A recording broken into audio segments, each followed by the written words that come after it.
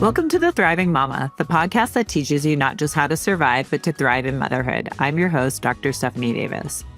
Have you ever noticed when your days seem to be flowing smoothly and everything's going great and it seems like nothing can go wrong? And other times it seems like everything that can go wrong will go wrong.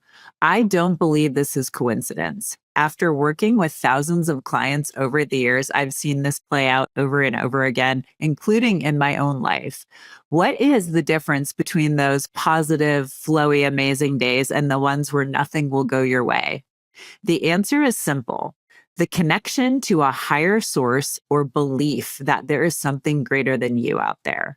Broadly, we call it the divine or source, but it goes by many names, including God, the universe, spirit, Holy Spirit, and more.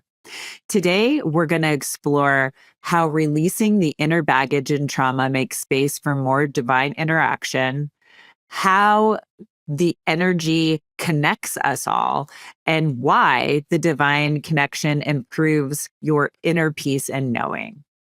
I'll also share personal stories of my own journey and the spiritual journey of a devoutly religious client who realized there was so much more than church. If you're confused about where to start addressing your own health, or you've tried all of the things and nothing has worked, I offer podcast listeners a free global health check in which I'll evaluate your physical, mental, and emotional health and provide useful resources to help you on your journey. You'll find that link in the show notes. So I mentioned earlier that I would share my story with you all. And so that's where we're going to start today. And I'm also going to wind in the story of a client who on her path was, she was one of those people who came in and was like, I'm devoutly Christian, I do Bible study, I go to church, I do all of these things. But she was, very open to what we were doing in the process of HMT and dealing with emotions and trauma and whatnot. So we'll be weaving her story in as well. But I wanted to start off with my story because it has been, to me, very illuminating. And I also again, just like I said in the intro, don't think it's coincidence. So many people who know me or who've worked with me know that I was raised in a Catholic family. I went to a Catholic school. So we did everything that went along with that, went to the school, went to church every Sunday, did all of those things. I, completed all of my sacraments and I did all of that. But there was always something inside me, even as a kid, that wanted to know more. I've always been kind of a seeker of knowledge. And so I went about it and, kind of did my thing. And it was probably around 8th grade or 9th grade where I started just wondering about all of the other things out there. And for me, it was kind of cool because the school that I went to was across the street from a synagogue. And so we, during 6th grade, went over there once a week to learn about Judaism and just religion as a whole, since all of the Christian-based religions came out of Judaism, technically. And so that was kind of a cool way to get the ball rolling for me. And then I went on to study many, like in high school and college, world religions and world history and kind of the impact of the, both on each other. And I would also say in college that also started off my journey into kind of dipping my toe into the water of other spiritual realms, because, obviously there are many religious containers in the world that we live in now, but there's also, the side of spirituality that talks about the universe and source and quantum physics and how we're all interconnected by this universal energy. And so I started looking at that a lot more. I've always had a fascination with quantum physics that started back in high school. So I'm the weirdo who, I literally have on my Google alerts when information comes out about quantum physics, and I read about that. That's something I do for fun, among many other things. I, love football. I love quantum physics. So very, very diverse there, but that set the stage for me, I believe, to be able to bring this all into the work that I do. And from a, kind of belief standpoint, I will be completely honest and say, being a Catholic did not resonate with me because I felt like it was too limiting, and there were some other things that had happened that I just particularly didn't enjoy. And so after, I would say, probably some point in college was when I stopped going to church consistently and I was kind of finding my own path. I went through different iterations of my life. I went through a very kind of scientific phase where everything was still science, but I still believed, that quantum idea, we're all interconnected. So that was something that was always there. But as I went along and, studied all of these different religions and then, was kind of finding my own way and cultivating my own beliefs, for me, one place I have always found just connection and peace has been nature. So that was always a common theme throughout this whole journey. And it's interesting now because that's still where I go. But I honestly believe that I can find divine connection wherever I am.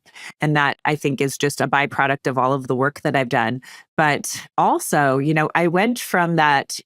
I want to say that there was probably a time in my 20s and early 30s where I definitely said, well, I don't believe in God.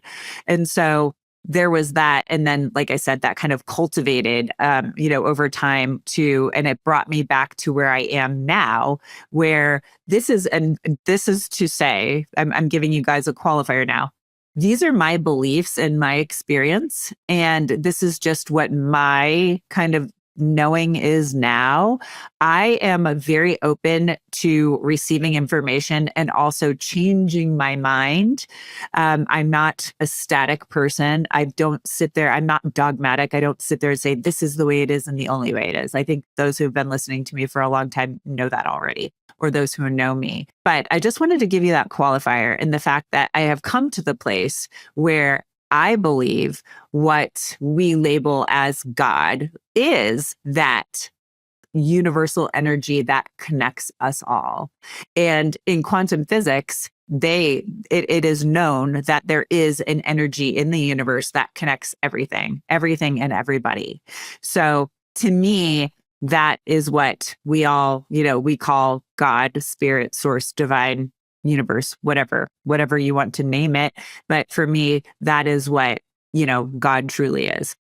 And I find that, like I said, I can connect to that wherever I want to be and wherever I am. And it's just interesting because on the, that's kind of on the philosophical side of it, but on the experiential side of it, the more I have done the inner work, and I don't want to say this particular, what I'm going to be talking about right now, what happened, this did not happen to me until I started doing more of the deep work, like with the HMT, because like I said before, my journey has been like talk therapy and EMDR and tapping and things of that nature. But it wasn't until I started some of these other practices, like what I do with heart math and some of the meditative practices that I have, and especially most notably the HMT, that I started seeing what I always called little miracles in my life. It was, I find them in the way of like just putting, connecting and putting a thought out there and getting an answer in return. For me, I tend to see birds. I see a lot of birds. I have birds will come up and sit like right on the hood of my car. If I'm outside, birds will fly, close to me and land next to me. And so people believe that there's a divine connection between birds, the spiritual realm, and birds to, the physical realm.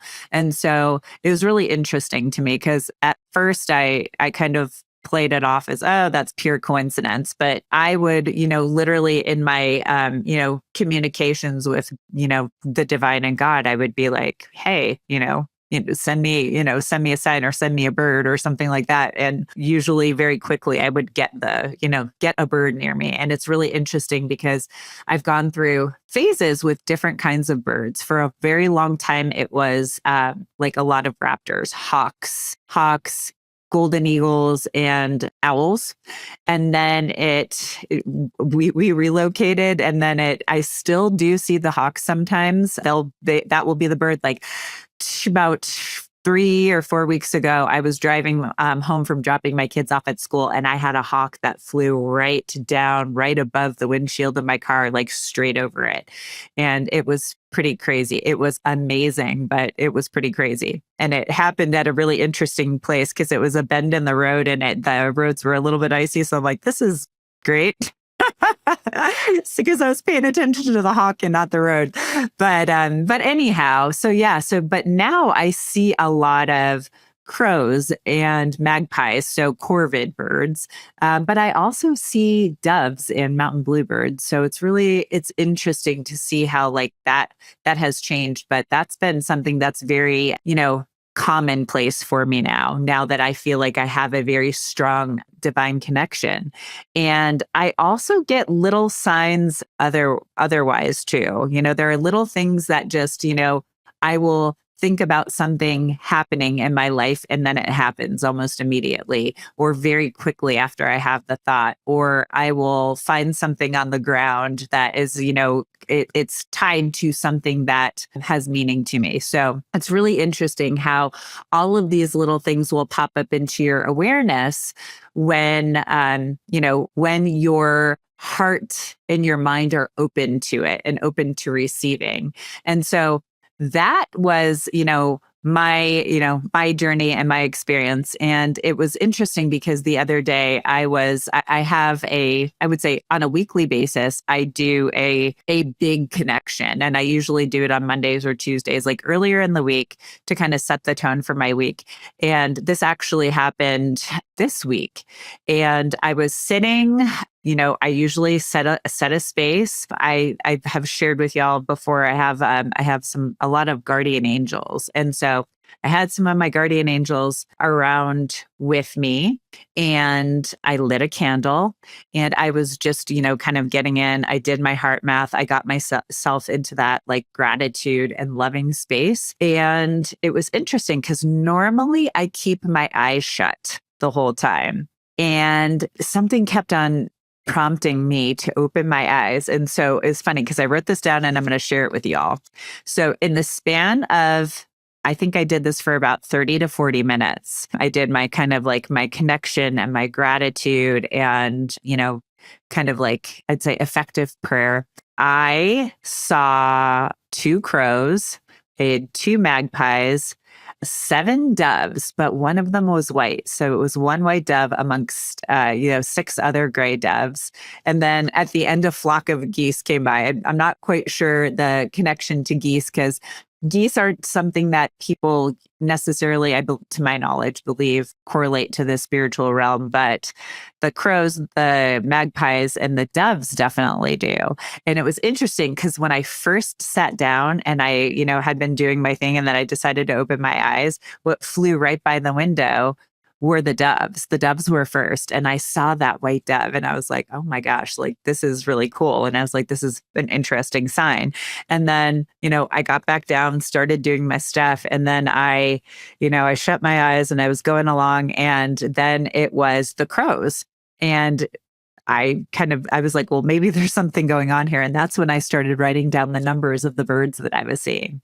And so then, probably a little while longer, the magpies came in and then the geese. But this is just strange because I'm sitting here by the same window and there's no birds flying around out there.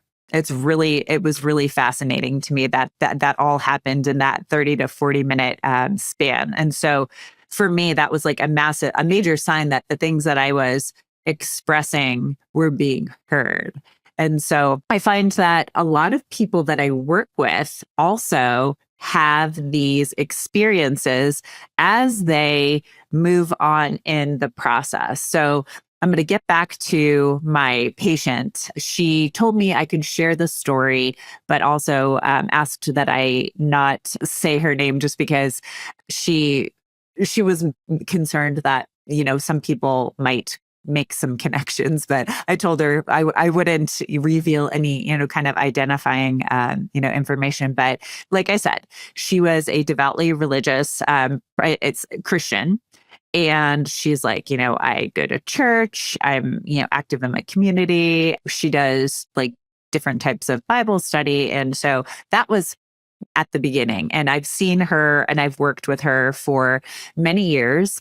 And we started off only working in the functional medicine realm. And then when I brought the HMT and the heart math and all of that type of, offerings into my practice, she was on board with that.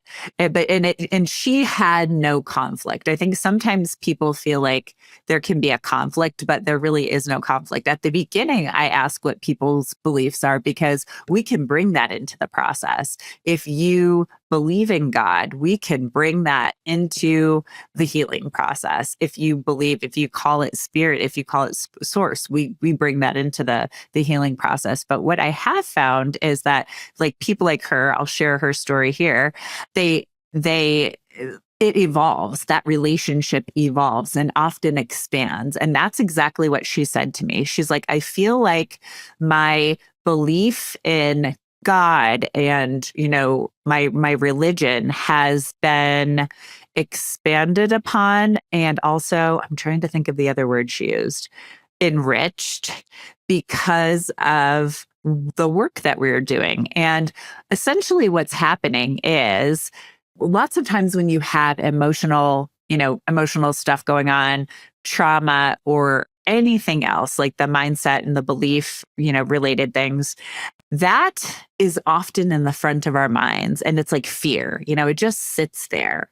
And when you can clear it out, it leaves a blank canvas for other things to happen. It's a clean slate for you to connect with, whatever it is, if it, the divine, God, spirit, source, Holy Spirit, whatever it is for you, it leaves a blank slate for that. And it allows for more to come in. And she's like, I thought my life was rich before. She's like, but it's so much, so much richer now. She's like, she also was experiencing these little things happening. She also, like for her, it was different animals. There were animals that would kind of come around into her when she was outside walking. And she also, like things were happening in her family.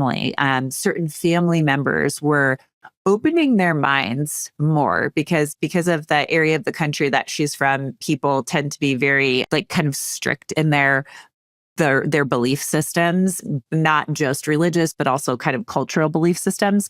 And so there were family members of her that she had kind of always had struggle with, and they were opening their minds to these ideas now and new things and things that they had kind of in the past chastised her about. These people were now open to, and nothing changed. Like she didn't have conversations with them. This was all dynamics that were happening as she was going through her process. Yeah. And it was really interesting because the original reason she came to do or decided to do the emotional and trauma work was for anxiety and some medical issues, some medical related anxiety, or like, they call it white coat syndrome, that type of stuff. So that was the original context, but then it ended up evolving for her and she wanted to go after more and more stuff. And as we cleared out her, cleared her mind and reset, we reset her system. She like just was receiving so many gifts, and it's been fascinating to watch her journey, but also the way that she, is sharing it and vocalizing, saying, like I said before, like it's her, she's like, she has also said that she's like, my view of religion has changed. She's like, I feel like this is my community, and it's definitely, she's like, what I believe in. She's like, but I also, I understand the, kind of higher power, like the idea of the higher power is much more expanded for her. And it also is, she's like, I feel like I'm truly connected directly to God, but also to everything and everybody, which I can resonate with that because that's how I feel now too, kind of after I've come full circle in my own journey. And one other thing, that I've seen, it's really interesting because people ask me, if I have had lots of things. I like to say that I had it in my past with Lyme, the Bartonella, the Epstein-Barr, and all of that stuff. And people are like, how did you get rid of it? And for me, I feel like what really moved the needle was this work. It wasn't all of the supplements, because I did for years and years the supplements and the, therapies like ozone and things like that. And it helped a little, but doing all of this work really does, kind of elevate your body. It elevates your cells on a vibrational level, an energetic level, on a biochemical level. So I feel like that is really what did it for me. And I have seen that happen in, my practice as well. But like I said before, it's the process of, when we're doing the trauma work. First, we start off with heart math. And so in that, we really, you're developing that heart brain coherence, which in and of itself is powerful, because we talk about the torus field, that energetic field that surrounds us, that they say is 8 to 12 feet long, but probably could be greater. That energy, that is the energy that we give out, and the energy of us also receiving, and our energy interacts with other people's energy. And so it's really interesting how, when I'm working with people, even if it's, the 99% of the people I work with are, online. And so we still, even with a computer interface, we're still exchanging that energy. And so we start off there doing that, when we're doing the work, and then we get into, kind of a safe space, and then we start diving into the process. And as we go through the process, we are literally peeling the layers of the onion with regard to any kind of emotional or trauma or mindset issues. And I like to tell people the journey does not look the same for everybody. Some people it's quick, some people it's, longer and more drawn out. But for most of us, it's something that kind of ebbs and flows. And I talked about that in episode 45, what that journey actually looks like. But again, I tell people there's no right or wrong way. You should give yourself the grace to realize that there's flexibility in this process, and your ideas can change. You can expand your thinking. There really is no right or wrong way to do this work. And I think one of the biggest benefits and outcomes of doing the work is once you go along on the journey. And I will say, the benefits seem to come as you've been on the journey longer, just having these little miracles happen, or little signs. But one of the biggest pieces that comes out of it, and it's pretty profound, is just a sense of peace, internal peace and knowing. And I think that is something that's missing from our world today. That's where I think in episode, I want to say it was 44, where I interviewed my patient Emily. She was talking about together we were talking about having a sense of, just inner peace and knowing that no matter what happens, even if things are really, really bad right now, it's going to be okay.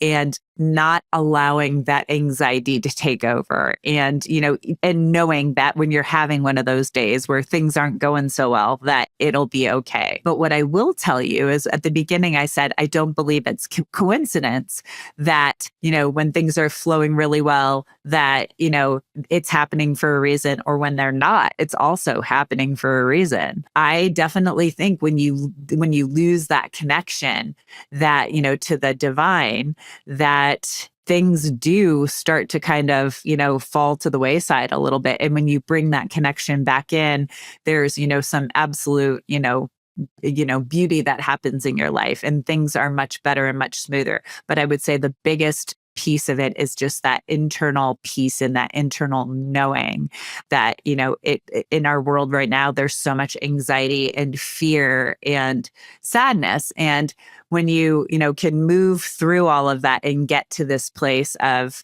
peace and knowing and just feeling good even when things are not so great, it shifts you in many ways. And there's really nothing that can, I would say, replace that. You can keep on going on that journey and getting more of that, but just having that knowing, I mean, that is something that makes me feel very comfortable when I go to sleep at night, when I wake up in the morning. And so I just wanted to leave you with the fact that, just be open to receiving, be open to, I literally, I'll leave you with this also. I had a patient who was like, at the beginning of his, like, I don't believe in any new age stuff. And I would not say none of this is like new age stuff, even though some people might say it. He's like, I'm not into any new age stuff. He's like, that stuff doesn't interest me. And now, as he's gone through the process, I want to say probably 6 to 8 months later, he's reading books by Joe Dispenza. If you guys are not familiar with his work, I encourage you to check it out, because it really does. It kind of dives into what we've been talking about, especially the book Becoming Supernatural. But that's where he's at now. And he's like, I love this stuff. This is amazing, because he is seeing all of this stuff, the transformation happen in his life. So again, I always like to leave you with the fact that you can do it, and you absolutely can. You just have to take the first step. If you made it this far, I truly appreciate you.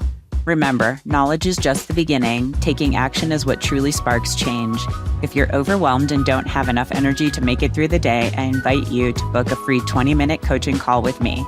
It's a no-obligation chat where we can discuss your health goals and how I might be able to help you achieve them. Visit the link in the episode description to book that call. Until next time, keep striving for wellness, and remember, you have the power to not just survive, but thrive in motherhood.